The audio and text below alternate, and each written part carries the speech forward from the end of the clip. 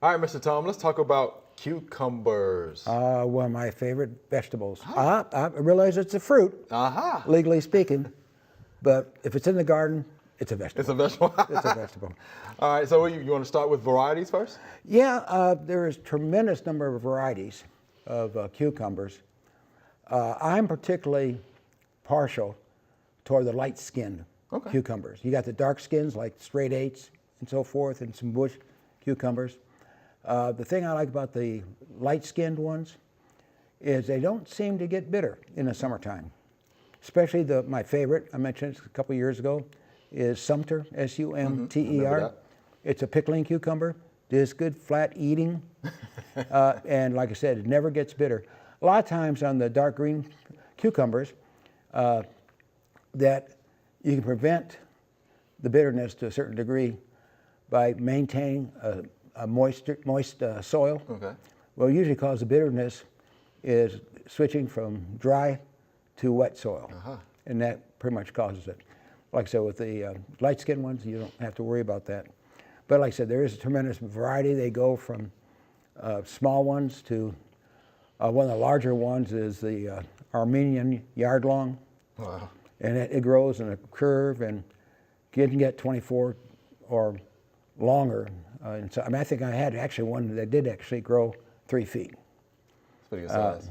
But it's an unusual one. It doesn't produce that many, but what it does produce are big. Big. Yard. Yeah. Okay, yard. It's in the name. How about that? Now, what about planting cucumbers? How do we need to prepare the soils and how do we need to plant those? Well, typically it's not a very demanding plant. Okay. Matter of fact, you don't even have to till it. You can just dig a hole and plant it. Now, I like to start pretty much all my plants in containers and then transplant them. I don't like to get down on my hands and knees and thin. Okay. So if I have anything I got to do, I'll do it in a flat and then pot them that way. I start now my beets in containers. Those multi-cell 54 to a count flat type cells. Okay. Having tremendous success with that. Okay.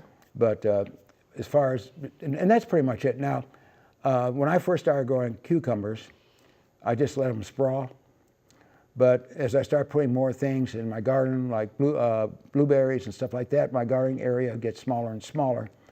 So I went to trellising them, and I used the cow panels, and I put them on the back or the south side of the garden so they don't shade the plants in front of them. Okay. Tremendous success doing that. They just climb right up. Initially, you have to give them a little head start, tell them where to go. And then once they figure out that, hey, this is where I need to go, they'll start wrapping their tendrils around it, Right. and up they go. Okay. Now, what about soil pH? Cucumbers, like most vegetables, they like it on the slightly acid range. 7 is neutral, as most people know. But 6.8 and all the way up to 7.3, which is slightly sweet, they do fine, no big problem. Okay. All right, so what about fertilizing? Do you fertilize your cucumbers? Yes, I do. Of course, a lot of it depends on your soil, and as every master gardener knows, first thing you always say is take a soil sample. Yeah. But on the soil samples, they don't test for nitrogen because it's very migratory, and the vast majority of nitrogen is in the air. So you put nitrogen in your soil, eventually it wants to go back home. So you have to keep adding it, where the phosphorus, potassium are minerals. They have a tendency to stay in the soil. So what I like to do is I like to alternate. I like to, and I fertilize lightly every 2 weeks. And I alternate between a high nitrogen fertilizer and then 2 weeks later, a balanced fertilizer. Okay. 15, 15, 15, 10, 10, 10, 13, 13, 13. And by doing that, it seems to be the right combination. Okay. And the secret for growing big plants, one word, nitrogen. Nitrogen. One word. Okay. All right, now what about diseases though? Because these are vines, right? They're going to be bunched up together, for the most part. What about diseases? Well, the cucumber beetle is probably the #1 major problem. Okay. An ounce of prevention is worth a pound of cure. Okay. And 7, or carbaryl, is that how you pronounce it? Carbaryl. Carbaryl. And it doesn't have to be 7, but it's a carbaryl product. Sprayed on it. And I like to use the liquid because it's with the liquid I can get under the leaves and stuff like that, which is much easier way of doing it than trying to do it with the powder, and the powder has a tendency to wash off the rain. The liquid type has a little bit more persistency to it, but keeping it sprayed once every 7 to 10 days is, Mike used to say, will work great for you. Now, I do not know the organic equivalent. I did a lot of research and I got a lot of opinions, but nothing factual as I can take to the bank. Right. But that's the number one problem. You don't have to worry about the squash borers because the vines are so thin that the little critter that lays the eggs doesn't bother it. Okay. And by the way, the cucumbers are a member of the cucurbits family. And a distinguishing character is that they have male blossoms and female blossoms on the same plant. And it's not really hard to identify it. On the squash, by the way, all the members of that includes not only cucumbers, but all your squashes, your melons, cantaloupes. And on the squash, watermelons, cantaloupes, it's really easy to distinguish the male from the female in the fact that the male flower just has a straight stem on the blossom, whereas the female has a miniature fruit behind the blossom.